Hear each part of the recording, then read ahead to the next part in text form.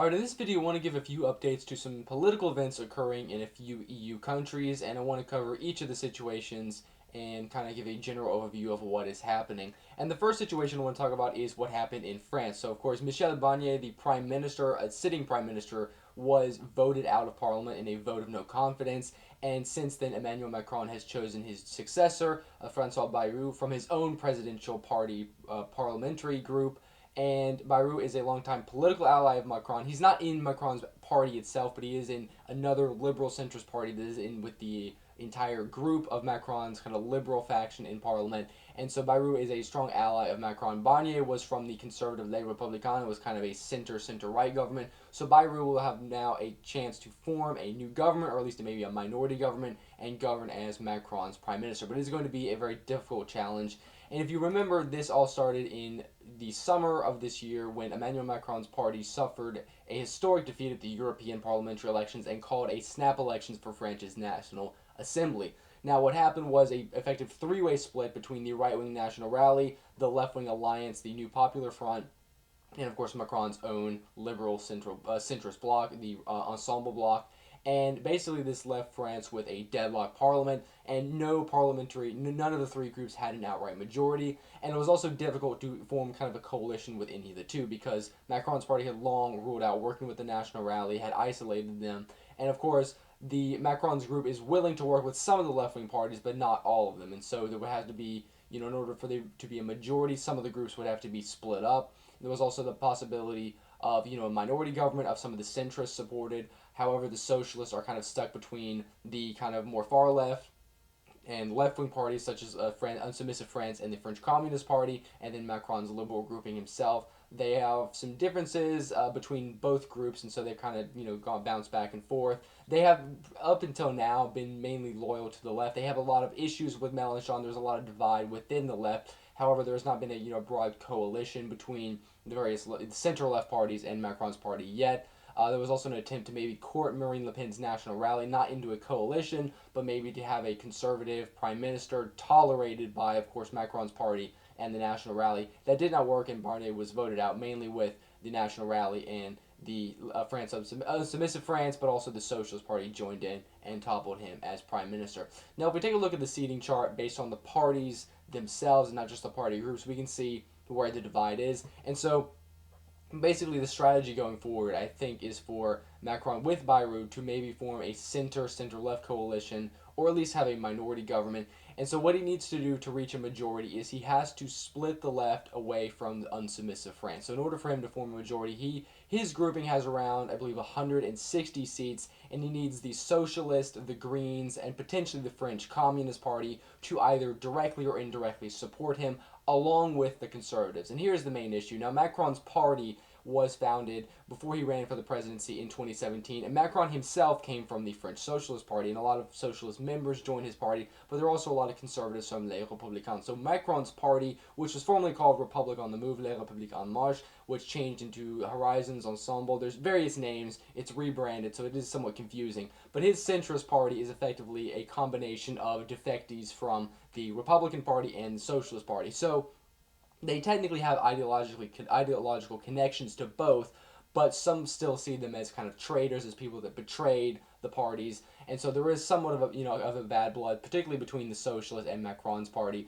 And so the kind of strategy going forward for Macron would be, in order to form a majority, is he needs to hold on to the center right and, of course, the center left, because the National Rally and Unsubmissive France do not, which are the two parties he's kind of excluded working with, do not have a majority in the French Parliament, and so he has to form a broad coalition of the center, or his prime minister rather. However, that is going to be very difficult, because even though the socialists have a lot of issues with Mélenchon and Unsubmissive France, they are not going to tolerate Macron's government, and just without any concessions. And one issue that's kind of been very contentious was the pension reform. The pension reform was supported by the French Conservative Party and was opposed by the French Socialist Party and, of course, the various left-wing parties. And so there are certain demands that the socialists have that the conservative Les Républicains is probably not going to give on. And so Macron has had to kind of find the perfect person that can sit in between these two groups and rely on support.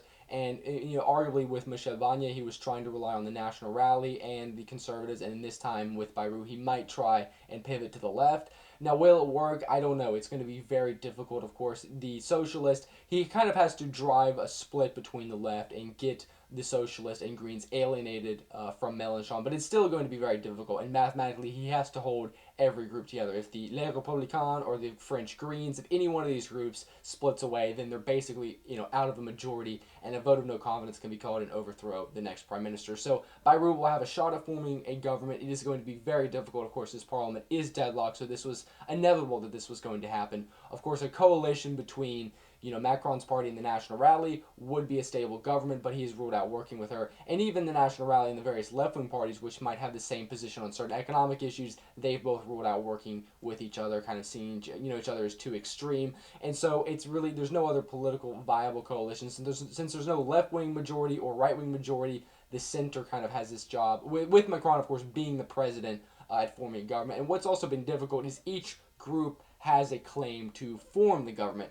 In the elections, there was not an alliance, but there was an electoral agreement between the left and the center to kind of back each other's candidates to prevent the National Rally from winning a large number of seats or even an absolute majority. And what ended up happening is the National Rally on the right won the most votes, the left won the most seats, and of course the center sits in between them and has Macron as the sitting president. So one has the incumbency of the president, the head of state, one has the most votes, and one has the most seats. So all three have kind of claimed victory in this election, claimed that they won and they deserve the role of the prime minister. So we see complete deadlock here. And another interesting thing to note is that these elections cannot be held again until the summer of next year. Macron is allowed to dissolve the parliament once a year, and so he will have to wait several months until the summer of next year to dissolve and to get new elections to potentially change it. So that is the situation in France, and I'm sure that we will have more updates on that in the future. And also regarding government formation, I want to shift over to Germany. We have some resolutions of a few of the state governments in Eastern Germany. So we had the elections in September of this year in Thurngia, Saxony and Brandenburg. And in Thurngia, Mario Vogt from the CDU has finally been elected the governor or the minister-president of the state of Thuringia with support of his coalition and the left. Now, again, similar to France, we saw a deadlocked parliament here. The AfD on the right and the BSV on the left, and also Die Linke itself, was able to win enough votes to prevent any kind of conventional majority. There was no left-wing majority. There was a right-wing majority, however, the CDU ruled out working with the AfD. So the only, the most viable majority was thought to be a coalition between the CDU, the SPD, and the BSV, the Alliance Sarah Wagenknecht. However, at the last minute, they fell one seat below a majority, and this was kind of, not necessarily catastrophic, but this prevented a stable actual majority government from being formed.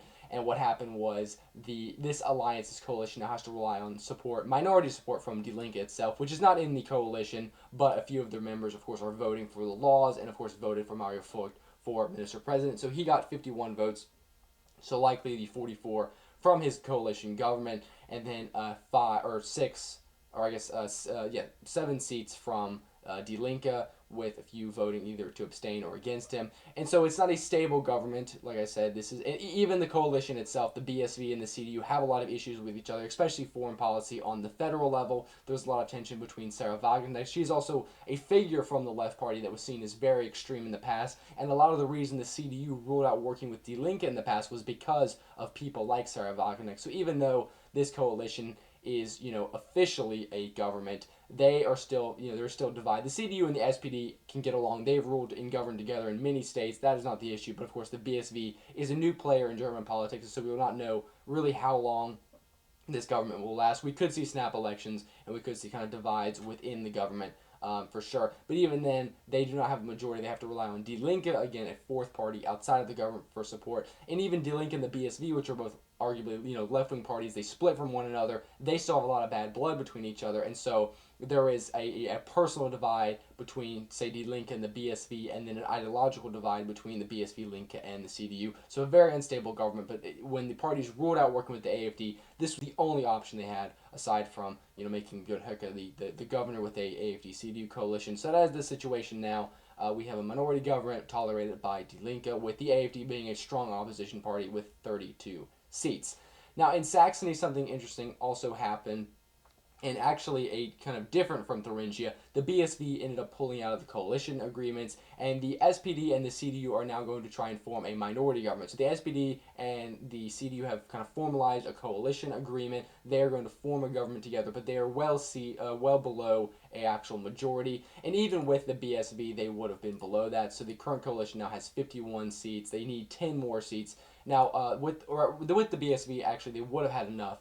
But without the BSV, they're going to have to rely on minority support. The incumbent government back that was elected in 2019 was the CDU, Greens, and SPD. Even those three parties together do not have the support. So with the Greens out of the government, they will need support from the various other parties in government. So this is going to be a minority government that is around 10 seats below the majority. They can rely on the Greens, the BSV, even Die Linke, or even maybe the AFD. The CDU has ruled out working with the AFD directly, even indirectly. However, in certain cases, I could see where the AFD maybe votes to support, in secret ballots where you have a law being up or a measure and AFD members end up voting for it. You could see that, potentially, happening. But as of now, this is the current coalition, a CDU SPD. I don't think there's going to be another attempt to form a government with other parties. It would have to be the BSV. It's not going to be a coalition with Die Linke and the Greens. Winfried Kretschmer, or Michael Kretschmer, is not going to really like that, forming a coalition with three small left-wing parties. It'll be a very unstable government, and he has, stated that he has really not been happy with working with the Greens, and so this will be a more stable coalition, but it's a coalition that doesn't have a majority, and we could potentially also see snap elections happen here in Saxony, and we will have to see that in the future. The one other state, Brandenburg, actually has a stable coalition because the BSV and the SPD are, the two left-wing parties have an actual majority together in the state legislature, and they were planning on forming a coalition. So Brandenburg appears to be the most stable of the three states, and we will see how long these coalitions last in Saxony and in Thuringia. And the last thing I want to get to is, of course, a recap of the Romanian presidential election. Now, I'm sure as many of you know, the Constitutional Court of Romania overturned the first round of the presidential election, and they claimed that the right-wing independent candidate, Călin Georgescu, received a large amount of support from social media that was arguably influenced by a foreign country, which is presumed Russia. And so the first round results were overturned and the second round was canceled. Now, I expected the first round to be rescheduled very quickly. However, it's probably going to take a few months. I've seen some reports that show it could be around March or April of next year.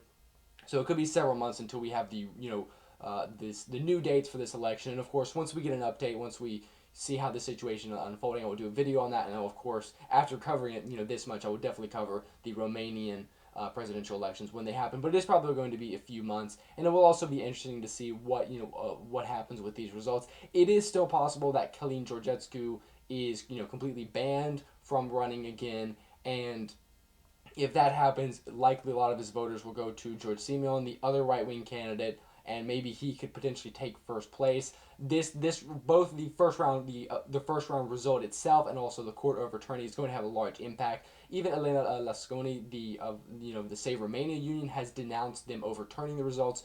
Pretty much all of the main four candidates, all except Ciolacu from the Social Democrats, has denounced the court's decisions, and so we see a very sharp divide in Romania, and the results, I'm not sure what's going to happen. If Călin Georgescu is able to run again, I see he's probably going to make it to the second round. He could see an increase in vote. We could even see maybe George Simeon, not run again and end up supporting Georgescu out of sympathy for what happened. We could see, a huge support for Georgescu, or if he's, barred from running, we could see maybe a runoff between George Simeon and either Lasconi or Ciolacu, but it's kind of too early to tell now. We don't have any polls, but once we do, I will definitely cover that as well. So that's going to be it for this video. I will probably do another one shortly covering the federal election in Germany, maybe looking at some of the polls, but we are still a couple months out for that. So I wanted to give some updates from some of the other countries and also the states in Germany to give everyone an idea of what is happening. So that's going to be it for this video. If you do like it, please like, share, and subscribe, and I will see you all in the next one. Thank you all for watching.